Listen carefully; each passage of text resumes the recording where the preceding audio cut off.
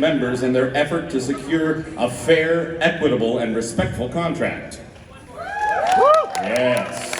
SAG-AFTRA has put together a set of guidelines that allow these guests to still participate in our event and others like it, even during the strike. These guidelines require the members to steer away from discussing specific shows or characters by name and to avoid comments that might be seen as promoting projects that fall under the union strike order. The actors appearing at our show are encouraged to discuss other more general topics about their lives and work.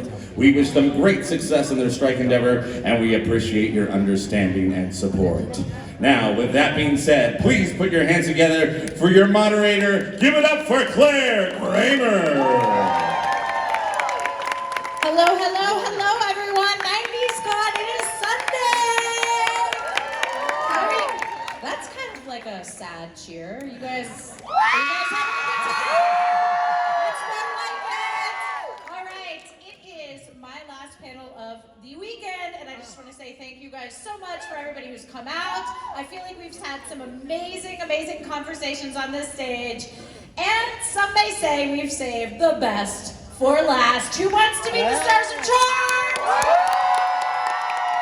welcome to the stage, Holly Marie Combs and Rose McGowan.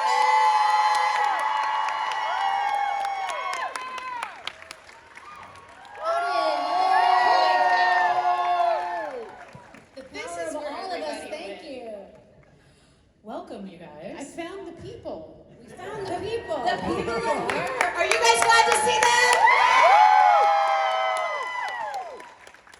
All these years later, and a million projects, you know, these people are here to celebrate one in particular, but you both have such prolific careers. I want to talk a little bit about that. But what does it feel like to know that something you've been a part of is so impactful to so many people?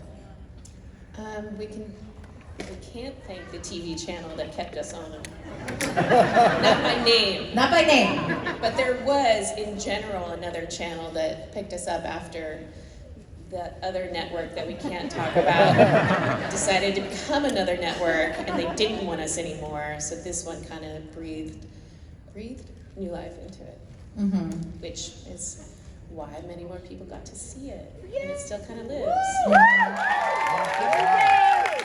I think it's amazing that we've been a multi-generational show and that we've brought so many families together and so many kids that are now young adults and adults were raised with magic and knowing that there's something really special and wonderful and unique about them.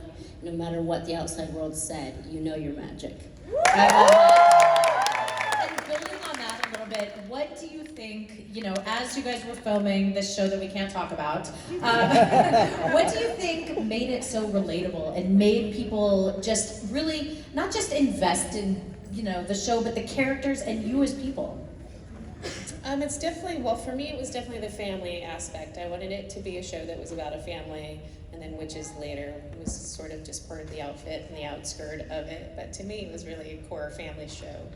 And I know it took on, you know, now we have this term called like a comfort show, which we didn't have before. So I know it's helped a lot of people with anxiety. And for some reason, we have no idea why. Probably because it's just so silly and mindless. Just kidding. But it is. It's become people's like, you know, it's nice to go to something familiar. And, you know, we always, you know, beat the bad guys in the end. So that's predictable. Good always wins. And then also surprisingly, it became like a safe haven for people who felt they couldn't share who they really were with the world, much like we couldn't share that we were witches. And we did not anticipate that, but it's been, you know, a safe place for a lot of people, or from people who didn't have a typical family. And these were all things we did by magical accidents. With magic. You both have been working, I feel like, forever. What do you think attracts you to stay directing, producing, writing, acting? What is it about that fills, you know, your soul? Our bills. Just kidding. No, but there was a point where, you know, I wasn't a child actor anymore. I wasn't, you know, the teenager. There was a point when I became a grown-up where, like, I had to decide, if I was gonna get good at this and stay in it, because you kind of have to, that's a hard transition to make, and a lot of people either don't want to, they go to college because they're smarter than I, or, you know, you have to stick with it and grow through the changes and take the punches, and because it's not easy being a teenager, period, but it's definitely not easy being a teenager in this business. And there came a point where I was like, okay, you have to make a decision. Rose did not make a decision. She was discovered and held captive for the last 30 years. Until I broke my way the fuck out.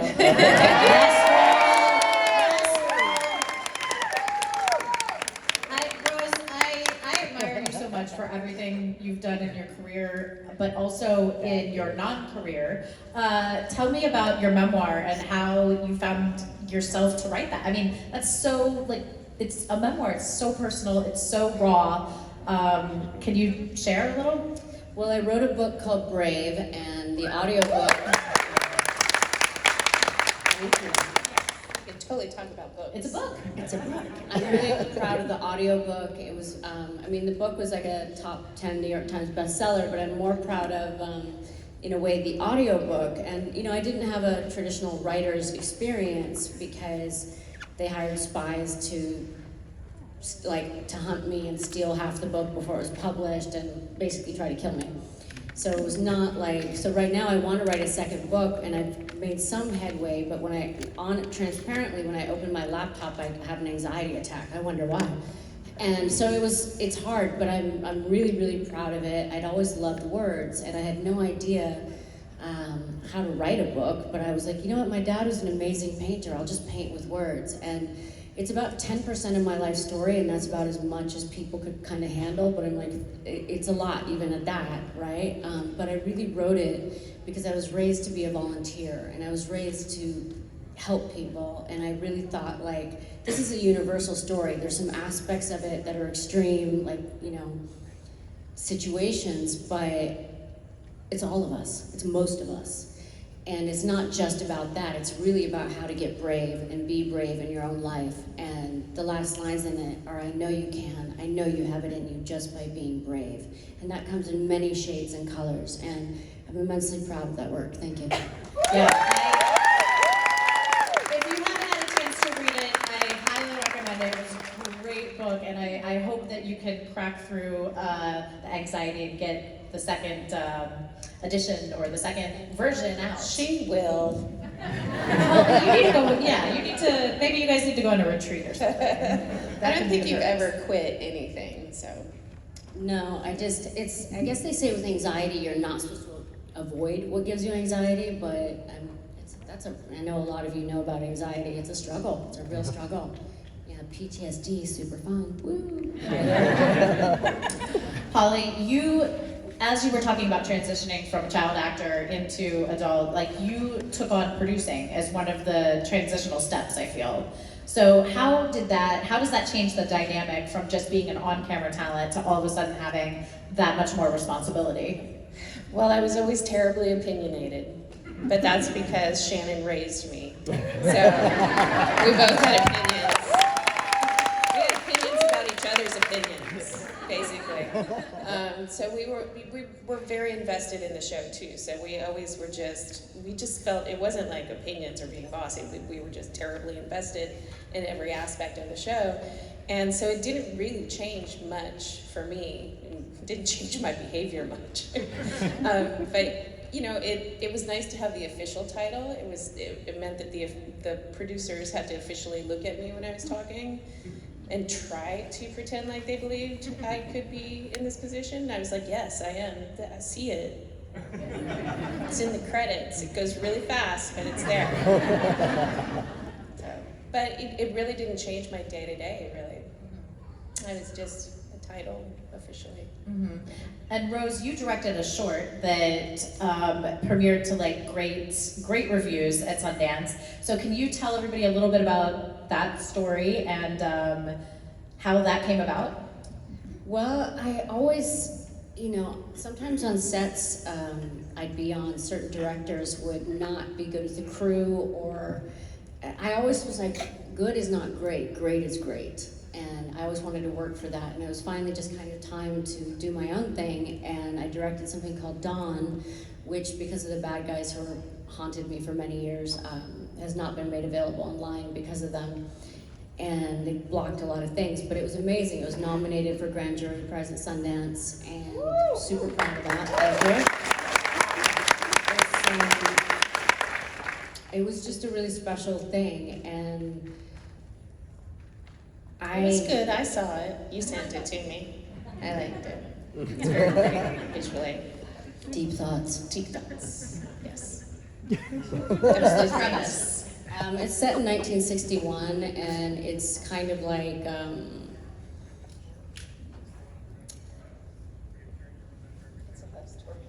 it's a love story gone wrong. But it's really more about like what happens when you don't follow your instincts and you don't have the words to say no, and you don't know how to stand up for yourself. And I set it in a really like peachy pink world. I used the color palette of a 1961 Disney film called The Parent Trap, the original. And then I made it really kind of dark and twisted at the end. And it's a really somber but beautiful piece. I'm really proud of it, yeah. Do you prefer, yeah, and I hope we do get to see it. Do you prefer directing versus on camera? You know, on camera, like, I expected when I got on set as a director to have, like, nerves and anxiety, and every time before they'd start roll camera, my heart would start racing as an actor. And when I directed, I felt like I was wearing, like, pants that fit me right for the first time, and it was just like, I got this, and it was great. And, you know, I'm a very detail-oriented person. So, like, on Charmed, it drove me crazy that they would have books on the coffee table on set, but like we were young women at the time, and like they didn't care what the books were. It would be like, one of them drove me crazy because I always had to look at it, and they're like, just put a book there, but they didn't care about making it real for the actors. And it was like, one of them was like, literally, The Power of Pittsburgh. And in the kitchen, we had like a book that was like microwave recipes for Thanksgiving from the 1970s, nailing that, making it real thing. So for me, I kind of like to do things at a higher level. So hopefully it'll happen again. I don't know. I don't, you know, there's not a lot of love lost between me and the industry. Yeah, do you want to return, or are you I go back, I do miss performing, because you know what, I was good at it. Yeah. But, you know. That's probably what made you like such a great director, even though you've only dabbled in it a little bit. You've worked with a ton of great directors. What else? I learned what not to do. Yeah, I love that. Holly, what do you want to do? Are you more interested in producing? Are you more interested in creating a project for yourself, a vehicle for yourself? Or what do you see in this next phase of your career? I don't know. I'm semi-retired. I pretty much became Piper in real life. Like, my husband and I have 2 restaurants, so I'm carrying plates.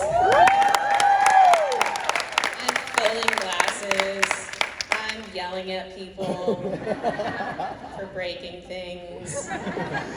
I don't know how it happened. It wasn't truly by design. All these things just kind of, life is weird. And I'm doing something. I think we're still allowed to talk about it. I'm doing a podcast with my former the podcast world, I guess, is safe from SAG throwing daggers at us for speaking. So I'm doing that with them, and it's fun to go back in time and sort of re-watch it, because I don't remember a lot of it anymore. I mean, some things I remember like word for word, and other times I'm like, That happened? we went there? Who let her wear that? There should be a podcast just for 90s wardrobe on camera. I mean, it's really funny. I mean, the sweater sets are killing me. Like, how many sweater sets does one person need to wear? Was it you? Yes. Apparently a lot. It's too many. And they were exactly the same color. So since you have been doing the podcast, what has surprised you most about the rewatch? Aside from the wardrobe. Aside from the wardrobe and our terrible special effects that I like to pick on all the time. But that's the fun part, is that I didn't see the final edits all the time, but I have seen pieces of every episode, but literally going back in time. And I catch mistakes in my performances. I'm not as critical in other people's because that's not polite, but I catch myself having bad actress moments. Like some guy, you weren't in here yet, but some guy got a buzzsaw thrown into his chest. And I love this actor, and I'd worked with him before, and literally, I'm crying over his now deceased body, and I put my head in his chest. With the buzzsaw? No, we took it out, but still. I was like, there would be a splotch of blood on my forehead, and I was like, ooh, bad actress moment. Where was the director moment. Where was the director on that to be like, honey, that was beautiful, but a little separation from you and the gushing chest wound. Gushing. Dead. It's okay, I did a movie with a machine gun leg, and it wasn't until after I was done filming I was like, how did I shoot that? Pelvic muscle control. Where is the trigger? Is there a safety? Are you always locked and loaded? Always locked and loaded.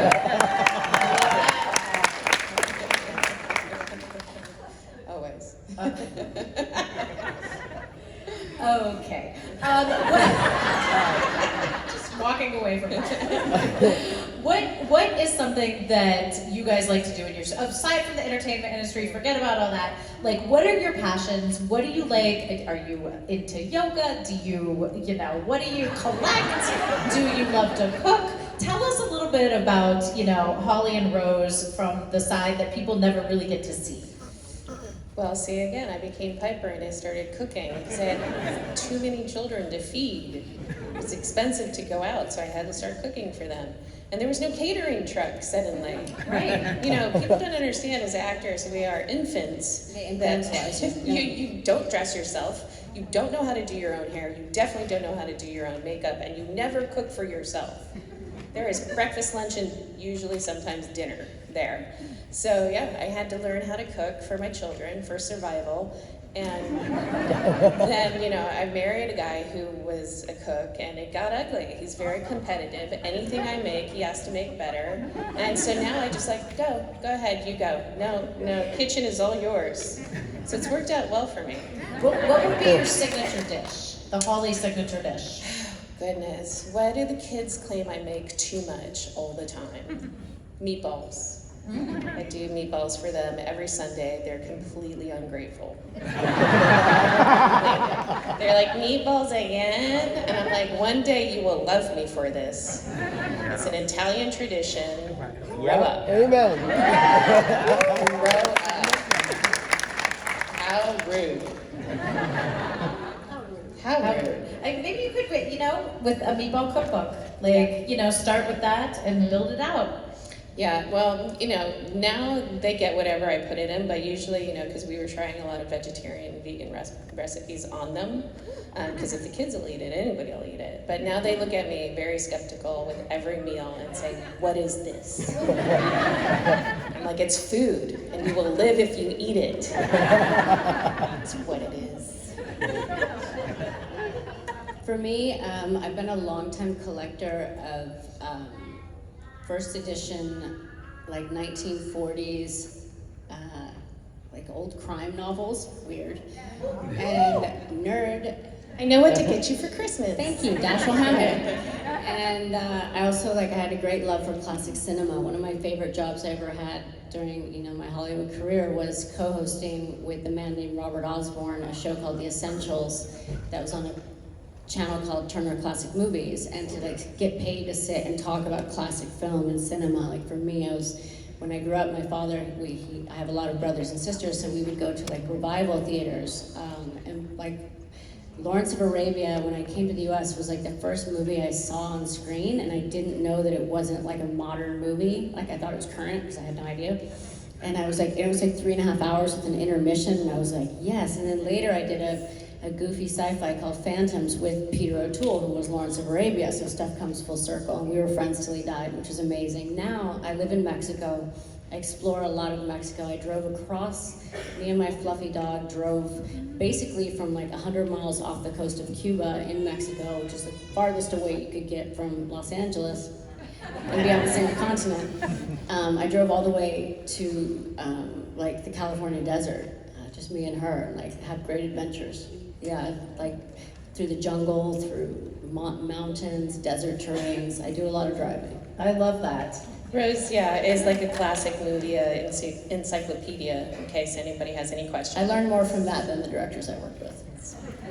Okay, so talk to me about that. How did that knowledge inform your characters? It informed my characters a lot. Like I played Paige in Charmed as if, I mean, this isn't cinema, but it was TV, like classic. I played her like, I was like, I'll play her like a baby Lucille Ball, because I knew, you know, a new cast member coming on, people are primed to hate her. And so I was like, I'll just, you know, kind of make her goofy and charming and silly and awkward and trying her best kind of thing. But the other ways it informed me certainly was just with technical aspects of filmmaking. But in Jawbreaker, I based that character off a movie called Leave Her to Heaven with an actress named Jean Tierney, who's, I mean, now you would say she's like a psychopath, sociopath, but there's a scene where like she pushes her husband's son. He's in a wheelchair. She pushes him off a cliff or something. And he's like, darling, why did you do that? Darling, we just needed more time together. So like in Jawbreaker, when they're like, you know, I'm like, I killed Liz. I killed the teen dream. Deal with it. That is such an underrated movie, I feel. You guys were all... It's rated pretty highly. Yeah. People that know. People that know. I love that. Okay, so dream project, Holly. Well, Other than cooking. when and- Rose and I aren't watching Dateline, I've managed to wean myself off it. did you? Recently. How? I managed. I was like, no more YouTube, Dateline. And I, for some reason, prefer watching it on that than like paying for like the network version of it, because I like the weird, like... The ads? No, I don't pay for ads. No, you become a premium member, no ads. No ads.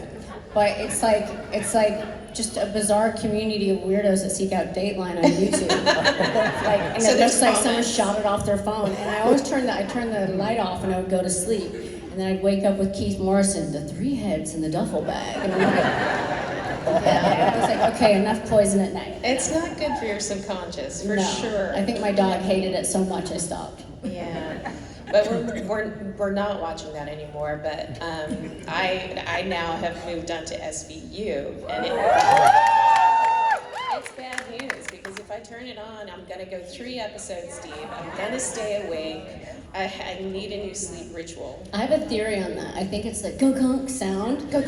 It rolls over to the next episode. It So does that, real like, quick. It just takes you right into it. They don't do commercial breaks No. between gunk and the next episode. They're right in. They learned that from Netflix. Ooh, do not speak of the devil. Are you still watching? It's like, yeah. I am Leave still me alone. watching. Stop harassing Yeah. me. I turn it off if I wanted to. Are you still there? I'm like, And they are were you? like, am I? I don't know. It turns into an existentialist question. Fuck yeah, I'm still here. Am I here? Where am I? Rose, how freeing, or describe your experience, I don't want to put words into your mouth, about, you know, changing your entire culture and living down in Mexico and sort of, you know, what your life is like now. Well, my father lived on the west coast of Mexico for 35 years. And he always said, when you need healing, go to Mexico. And I found for me, it's just a much kinder environment. And people smile at my dog when I walk down the street, or me, you know, they say, hola, buenas tardes, you know, like, and I grew up in Italy, so I can roll my R's, so that helps me with the language. And I feel bad for the propaganda that the U.S. perpetrates against Mexico and other Latin American countries, and other countries in general, but specifically Latin, I think it's fucked up. Because honestly, I've like had my wallet returned 4 times, had my phone returned. I tend to lose little objects all the time.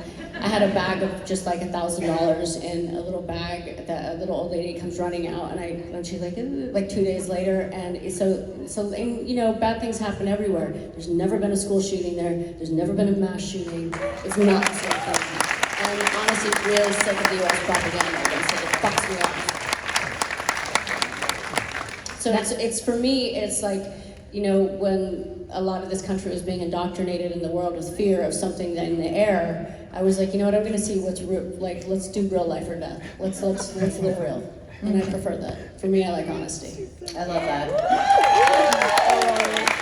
Don't tell people more, people will move there.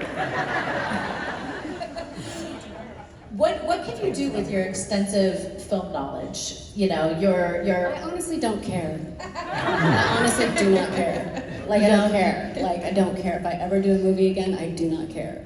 No, I'm proud of the work I did. Your Nothing. classical movie knowledge. Absolutely nothing. Nothing? I just no know coffee that. table book, no like anything, I mean, it seems like... It was a part of my life, and I think I was also, you know, it's hard because I was raised in an era where, like, you were supposed to be kind of mysterious as a star, and then the social media thing happened where you're supposed to be not mysterious at all. And for me, I'm actually, like, I've had to be very public about certain very painful things, and it's not my nature. I was always very private, and I just had to do something for the greater good. So suck it up. But it's nice just knowing stuff for myself, and occasionally meeting people that like talking about like a niche subject. Or equally passionate. Exactly. Yes, Exactly. that is when you have real moments of So connection. like Johnny Ramone of the Ramones was like one of my dearest friends, and before he died, and we would have like, he had a real thick Long Island accent. And he's like, come to the horror room. He had a room that was just for like set up like for horror films, but he would like also had one of the great cinema poster collections in the world. And so he'd be like, Rose, what do you want for your birthday? And I'm like, I'd like Shirley Temple 1936, and it would like be this beautiful linen back poster that would arrive for my birthday, or like Ava Gardner and Mogambo, or like, I had a lot of great art from him, you know. So he was like a like-minded old movie weirdo too. You know, so that we're out there. I think it must be very liberating to be like, I really don't care if I ever am in this business again, you know? And I'm wondering once you get past that satisfaction and that liberation, what do you see for yourself? You know, I mean, I don't live in the world of what traditional actors live in. I live way, way beyond that in terms of like what happened to me, what was done to me, who was hunting me. And like I fought with power at the very highest level. So it's like seeing behind a mirror that everybody else lives on the other side of. And it's an unfortunate situation. I wish I could erase a lot of what I know. I'd really rather not. It doesn't make life the most fun in a lot of ways. And but for me, I was discovered. I was passionate about films, but I never had that hole in my chest that was gonna be, I need to be famous. And in fact, people that love being famous kind of repulse me on a deep level. I find it very suspect. I just consider myself a person amongst people and a worker amongst workers. I love it. And Holly, what about you? I feel like I have one more show left in me. Thank you. One more show left in these boots. You know, the kids are all in high school now. The oldest 2 are out of the house, and nobody wants to hang out with me anymore. So I am gonna go back to work and be cool again. Just kidding. And procedural, you talk about SUV or... No. I slide into Mariska's DMs all the time. She won't talk to me anymore. Keep at it. You know? I am going to. I won't be ignored. I'm gonna be like her psycho stalker. As someone who did choose the business and who did start early, what advice would you give for anyone who is interested in pursuing a career in acting or directing or producing? It's tough. It's not easy. It's emotionally not easy. I mean, you just kind of take your hits and you have to keep going because you're always too something or not enough something. I was especially too short a lot of the time. or you're too young, or you're too old, or you're too this or that. And so it's a lot of judgment, it's a lot of criticism. It's 90% no's before you even are lucky to get 10% maybes, and then maybe like 2% yeses. But I've found that the auditions that I cared the least about were the ones that, okay, this sounds bad, are the ones that I got, but not all of them. I cared very much about a few of them that I did get, but it's those auditions where you're just like, I've got to go pick somebody up at the airport, I gotta go. They're like, wait, we love you. It's like this human nature to like want what they can't have. So if it's like an actor is unavailable, they were like, damn. But there's like 100 great actors sitting in the waiting room that they're like, meh. It's just so bizarre. So it's like, like I said to my kids, I was like, I made them wait till they were 18 to make this decision. My oldest son has gone back and forth, and then he's like, no, I don't want your life. I'm like, cool, whatever. But it's a rough road. And, at the same time, there are beautiful things about it. You get to go to many different places. It's not a traditional life. If you're, not from a big family, you suddenly have this family that is born of your career and experiences and sets and places and stuff like this. It's true. Yeah, there are beautiful things about it, but there's a lot of bumps in the road. Yeah, for everyone, even successful people. Always. Yeah, always. So Rose, you talked about now we're in the digital age where everyone's very transparent and that can be a very negative thing or a positive thing. I think in terms of creating for young filmmakers, it's good because there's the access. And so do you see your boys creating like even things as simple as like TikToks, or how do you think that's kind of affected the next generation of artists? It is, it's a good thing where, especially with music, where people can release things online and not have to have a big giant demonic record company, taking 98% of your profits. But at the same time, it is. It was odd for us as actors to suddenly have to become our own publicists, because before that, the show had a publicist, and then you had a publicist, and it was sort of a whole different art form than having to like share a cooking recipe now. And I was introduced to the head of so-and-so network for a job that I had gotten by my Twitter numbers. This is Holly, she has this many followers. And I was like, and it was right where, well, we can say Twitter because it's no longer. But yeah, it was bizarre how that company and how Instagram became part of your bankability, part of whether they should hire you or not. So somebody with 3 million followers is gonna get hired before somebody with 300,000 followers. Which I was like, well, I'm not good at this. This is not my department. Yeah. I mean, to share or overshare, that is the question. It is. And yet it can be used as a way to reach people. If you do have a message you want to extend out there. So there's positives and negatives. Right. It's a double-edged sword. So are your 3 boys pursuing acting? Any of them? No, the oldest one was like literally like, hey, I might wanna. He took some headshots and then he was like, no, just kidding. I was like, good, how about that college fund? And he's like, no. I was like, okay, I'll give you another year to think about it. But he's in the Marines, so. Wow, that's amazing. Good for him. Yeah, he needed to rebel real hard from being the complete opposite of me, so he went into the Marines, clearly.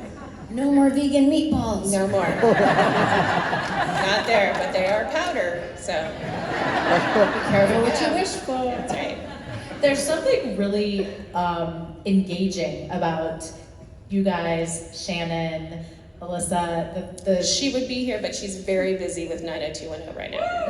Yeah, Shannon. Yeah, she wanted to be here.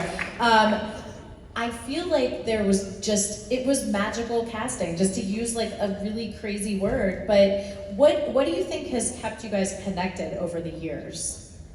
Many family traumas. Just kidding. I don't know, we just, I know who to call when I need to call someone. I know who to call when I need to call someone. Yeah. there's just a, you can tell there's just a certain amount of trust, I would say, between you guys. So. And I don't let Rose disappear. She tries. I've tried. I don't let her. We have a couple minutes left. So as we begin to wrap things up, favorite memory from your time on this show that we're not talking about? Which one? With a show called Voldemort. I don't know if you've heard of it. Standout scene, favorite moment, favorite, in general terms, of course. We've got a countdown. Now I feel the pressure. For me, game I show. liked Evil Enchantress. I hated the toga episode or whatever that is. People love that I one. know. He- And I was that's like, these are incorrect costumes for what you're saying we are. God damn it. true. Attention to detail. And then I was mad that there's only 2 leprechauns at my funeral when the other ones died. She thought she should have more. Actual friends. I said, these are the only leprechauns we could get today. That's it.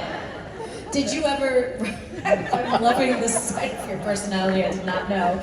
Did you ever go to the art department or the, script, supervisor or anyone and say, no, this has to be different because of X, Y, and Z? I only did that in the very beginning when every episode a page would have a different, literally there was a guy who had no character name and he was laying flat on the sofa, and in the opening of the episode is Paige making out with this anonymous guy and then just popping up, and I'm like, they were doing that a lot, and I was like, yo, you need to stop. Yeah. So then Paige never had anybody, and I was like, also not realistic. But when you're working 12 to 17 hours a day for that long, I stopped fighting. I was like, whatever, have your microwave fucking Thanksgiving cookbook at Pack.